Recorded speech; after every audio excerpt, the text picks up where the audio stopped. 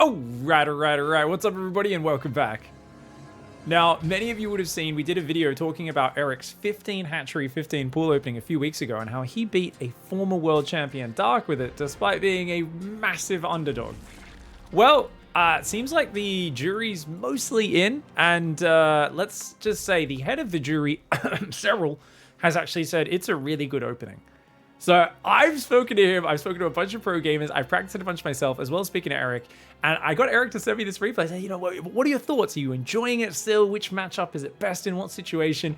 And Erik sent me this replay of a Zerg vs Terran. He said, you know, I really like it in Zerg vs Terran. I've been working on this really special build. And he actually shared this one in the All Things Zerg Discord group, apparently. So he was happy to share it with me as well, but cool to see that some of the you know, players who are just casual Zergs or amateur Zergs trying to improve are also getting access to these. Either way, it's a Zerg vs Terran. He's up against Acheron, and this is the craziest build ever. Just from the description of it, he's trying to figure out a way to basically delay the third base. So while the early game's happening, let's reiterate, guys. He goes Extractor Trick to get to 15 supply, builds a hatchery, does an Extractor Trick, builds an Overlord, then builds a spawning pool in 15. Now, you might think, why do you do this? Aren't you down on drones on your main? You're only on 14 out of 16 for this whole time. Yes. Excuse me. But your queens will be able to build 12 seconds earlier than normal queens, right? 10 to 12 seconds, which means your injects are coming out way earlier. Not only that, this hatchery finishes about 13 seconds earlier, something like that, which is more than one full lava. So by the time your first 2 lava injects pop, you are way ahead on the number of drones you can build, and you can actually saturate this natural mineral line quicker than ever before. Now, the problem is, because you're missing those early workers, you do have a bit less income. And because of that, you can't afford to do this and have enough minerals to spend all of your money on those first lava injects and take a third base and take a gas at the same time. You have to cut some things out of the build order. And Erik and a lot of the players I've talked to, like Reaper, who's a very, very good kind of cheesy, aggressive player on the NA ladder, who's almost 6k MMR, they've both said 2 base openings are the best for it. You want to delay your third, that way you can still get gas and link speed, and you can still get queens and all this sort of stuff. I've been trying a lot of 3 base gasless builds, but you can see here, you don't need to build Zerglings. Another advantage of this build. Now, he did build 2 Zerglings, but he's using them to backstab because they pop out so early with that early spawning pool that they're able to sneak past the Reaper. But most people build 4 or 6 lings to defend the Reaper. He only builds 2, and he gets to go do damage on the other side of the map. I mean, this is why this is such a monstrous opening. Acheron, for those who don't know, is a Spanish pro gamer, a Terran player who's a regular in the EU Challenger and Regionals. And look at this, getting 1 SV. If he gets another, oh my god, Command Center at 71 out of 71! And that's just 2 Zerglings behind it. Yeah, his gas is a little later than normal, but that's fine. He's going straight to 4 queens, and look at how quickly his drones are popping out. Even with the distraction from the Reaper harassment, and the Reaper does clean up the Zergling, his build behind it, he's just flooding out 8 more workers. So look at the timer, guys. It's 3 minutes and 15 seconds. By 3:20, he's going to have over 16 workers on the natural. And doesn't need to ever pull off gas. He took the gas on 20 supply, for those who don't know. And if you want to see the build, check out down in the description. I've written down this particular build order already. I have studied this game, but it is super sick, right? So he goes for the second gas, Rotor and Lair, all around the same time. He moves out and takes a third base here. About 3 minutes 50 is when he wants to get that. About 50 supply. But the Reaper's going to come in and distract him for a moment. He's just continuing drones. And he wants to get all the way to about 42 drones here. Technically 41 is where he wants to end up, but he still needs to take another gas geyser. Third base goes down, takes the extra gas, and right after that third gas, as soon as he gets the money, he's going to start Overlord speed. Now, this is where this is such a friggin' sick build. Now, while we get towards it, I'm gonna read out some of the feedback from the other players, by the way. So Lambo, I was talking to Lambo about this build, and Lambo said, look, I've tried this. I don't think this opening's that good. I just find it hard to get the money. It feels like just doing the same build with a 16 hatchery and just delaying your gas a little bit. You have more money. Like, just delay the gas, get a little bit more mineral mining by not building the extractor so early, and that alone will speed up your build. But actually, you know what? I'll read the advice later in this game, guys, because right now we have to talk about the build. That is a Dropperlord. That is 3 queens. And this, my friends, is 5 roaches coming across the map. Actually, more than 5. He's building like 8 roaches. I thought it was meant to be a 5 roach pressure, but he's building 8 roaches and 3 queens in a Dropperlord. And what's so cool about this, guys, is look at the game time. It's so early. Now, his Terran opponent actually has a lot of Marines. He also built a bunker on the high ground in panic earlier because he saw the third was so late and thought he might be getting 2 base all in, so he's played super safe. But guys, look at this. He's hitting at the 5-minute mark with 3 queens and a bunch of roaches, a few more rallying. If your opponent's going Hellion Banshee, they can't defend this. But Erik scouted with a speed overlord already. He sees mass Marines, a siege tank, and he says, okay, well, I can't attack into that. But this is not an all-in. Remember in those dark games, I kept saying, oh, he's doing a Roach Bane all-in, and then realizing, oh, he's taking a third and droning and having upgrades behind it. That's what's so beautiful about this opening. It allows him to hit harder, faster times. He saturates 2 bases, does a big attack off it to screw with his opponent, and if they're ready for it, he doesn't overcommit. He just backs off, drops creep there, sends his roaches all home, and he's just going to drop creep on the other side of the map. His opponent's very defensively focused, building multiple tanks, marines, bunkers, just to survive against what is actually a small pressure. But the thing is, think about this from the Terran perspective. When you see Queen drop roaches on your doorstep, you're expecting Ravages, Ling Flood behind it could come in at any moment. Little does Acheron know there was no Ling speed this game, and that third base may have been late, yet by the 6-minute mark, it's fully saturated because he has not missed a beat on his injects. And keep in mind, that is vital. Right from the start, you need to drop lava injects. Rather than creep tumors. Normally people rush creep tumors, but you need to go lava injects to get the economic benefit and make up for being behind early in the drones. This is such a savage opening. And look at this follow-up. Acheron sees it, is like, oh my god, I need to build a tech lab on my starport and make a Raven. And as a Terran player, this is so hard to read. It's so uncomfortable. He's trying to do a little bit of pressure to slow down Erik. Erik's like, whatever, man. I'll just defend that. Go back. I'm getting up 6 gases. He's going Banelings. 1-1 Roach Ravager. So he's going to get a bunch of Roach Ravager. Then he's going to swap back into melee upgrades and the Ling Bane style.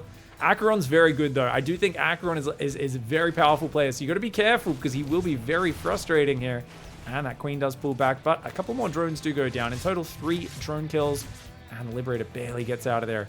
Viking going down the left side as well. But notice how much the barracks were delayed. That's why there's no... You might be thinking 7 minutes. Why hasn't there been a big stim pressure?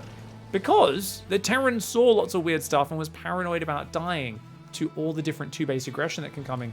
And that's delayed. The bunkers, the tanks have delayed these extra barracks. They're coming down much later. And finally, we're seeing tanks move out very cautiously. From the Terran point of view, you don't know if there's an army massing out there or not. Overlords can always run away from Vikings with that Overlord speed. And that does go down. He's going to have to do so much cleanup duty to get rid of all this creep. The creep is spreading in all directions. And I just love that. Dropping 3 creep tumors out front their base in all directions. This gives him time to catch up on his creep from back home where he's now moved those queens. He's got Roach Ravager. He's got Banelings coming in with Baneling speed finishing. Infestation Pit on the way as well. And speaking to Erik, he said 2-base Muta can work off this opening as well. There's a lot of them, different follow-ups. I actually don't know if I like this one, where you're going Roach Ravager back into Ling Bane. I kind of feel like you don't even need to go the range upgrades. You literally, or Roach Speed, you probably could just morph those early 5, 6, 7 Roaches into Ravagers, and then basically keep them as supporting units for a pure Ling Bane swap. I actually think you could do it that way, but it's not necessarily a bad thing to have so many units. And oh my god, Acheron with a huge screw up right now. Oh no. This is so silly, because the thing is, any Terran who's pinned in their base with this much creep surrounding them just starts to make bad decisions. I guarantee they just don't have any information. The Zerg sees the entire map. As the Terran, you just feel completely blind, panicked, and like you're freaking out. Now, Acheron needs to get this back to a more standard game, because he obviously has no idea what the hell he's dealing with.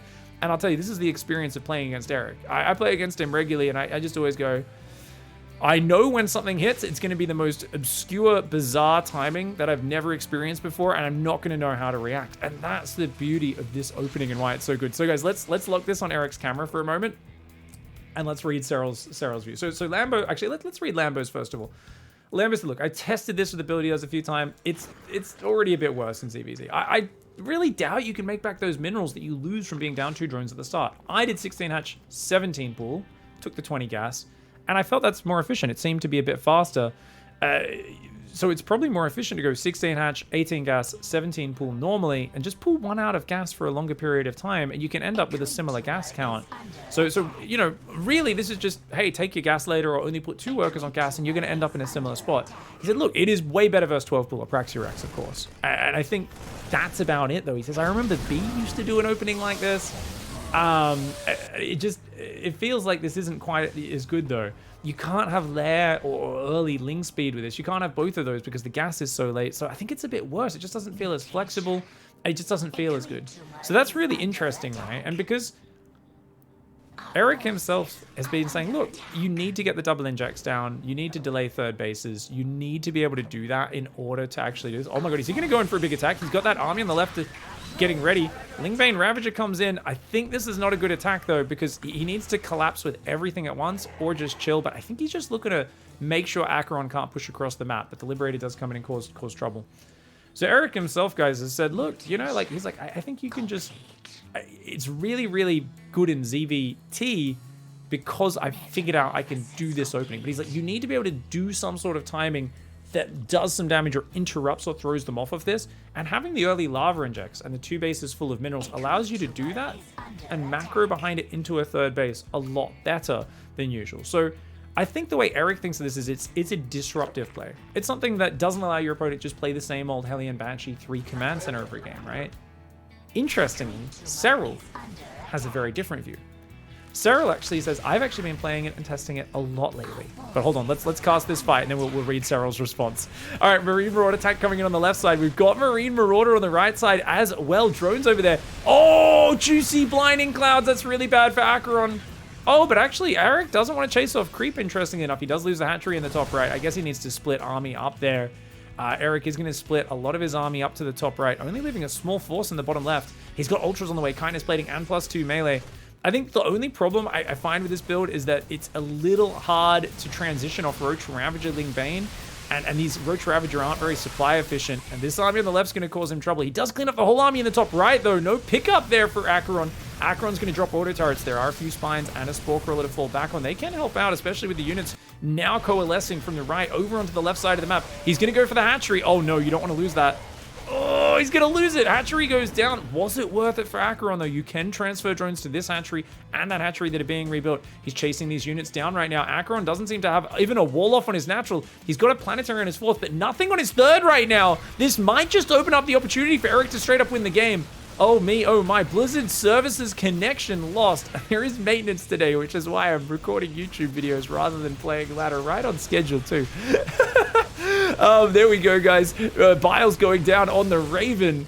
Ultra Ling, Viper, Ravager there. These tanks did come out and save the day by the looks of it. That one Marine is actually trapped there, but hey, probably the safest spot to be behind those tanks. I gotta say, averting disaster, well done there, but still losing SCVs. Up to 18 workers lost in this game. Acheron can't be too happy with that. On the other hand, he's got ghosts. His rally points. Looks like he messed up his rally points earlier, guys. That is a lot of supply that he's got left in his main base. So he's set the rally point at some point. Somehow he reset it. I didn't even know how you reset the rally point on all your production. There we go. Okay. Or maybe he did a F2 hold position. But I don't know. It was really weird because it was right where they would have popped. Mass attack coming down the left. If he can bust some planetaries, that'll be huge. Ling's on the right, going to pull Acheron's attention. He's going to dive through that. That Ultra Baneling wants to get on the planetary. If he can get the Banelings on the planetary, that'd be great. He blocks the planetary from shooting. It can still shoot at point blank range. Remember, all Blinding Cloud does is it reduces units' range to melee distance. So it does get one shot off, but the Banelings blow it up. The Lings go back in and clear out the right side. Command center in the bottom left is basically just lucky it didn't get spotted. He's going to try and make a planetary there, but Acheron is in the doo-doo right now. And with Infestors coming in, the best supporting unit for Ultras, the problem is always, well, you don't have anything for the tanks really, right? Good tank Marauder positions. Well, yeah, he's got Vipers still, so he's still got the Vipers for the anti-tank. He's got the Infestors to take out the Ghosts and catch any big bio, any big balls of units. So this is a fantastic setup for Erik right now, who he's got 2-3 upgrades. He is missing +3 melee. But that's not the end of the world, not the most important upgrade. Mass Spore Spine trying to build on the top right of the map. So Erik trying to invest in that static D. This drop comes in at the perfect time. Do we fungal it? He's waiting for all the Marines to get out first. Gets 7 of the 8.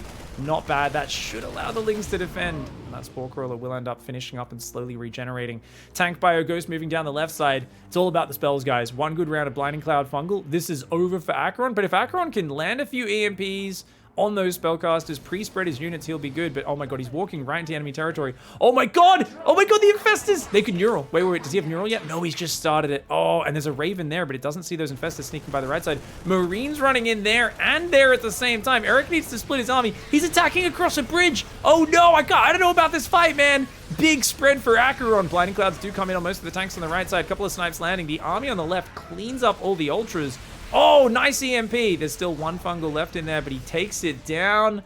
Really nice micro by Acheron. I feel like Erik was in a good position this game, but he needed to be active on the map. He needed to keep backstabbing. I think he messed up here by letting this get to a position where Acheron was able to set up a fight. And oh my god, he's losing his infestors. Oh, this is such a bummer. Erik had this game in the bag, but now it looks like he's going to get cascaded over here. Luckily, the bio reinforce isn't here. Otherwise, he'd definitely lose all this. As it is, just click the hatchery and pick up Acheron. Click the hatchery.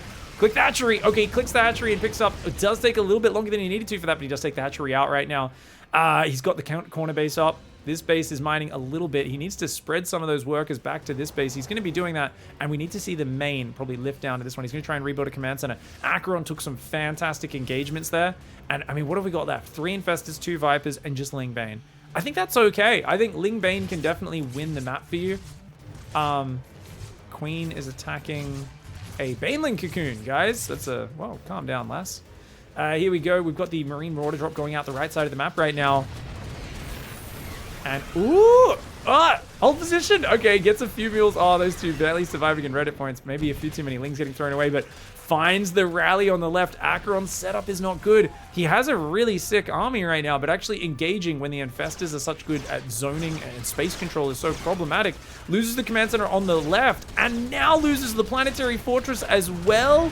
Oh, no, no, no, no, no. This is not good. He's going to lose every single SCV, isn't he? Trying to counterattack in the top right is Acheron. The ghosts. Oh, no, get out of there. Those ghosts getting jumped on. Drop in the top right. Will get defended by Zerglings. Fungal landing on the ghost. Okay, Acheron, I think, is just taking too much damage. Even though those ghosts, some of them get picked up and survive. You can tell Acheron is just in the chaos zone right now. He's losing way too many expensive units. Erik trickling in with these ultras. Not a good follow-up, but he gets 2 more ghosts.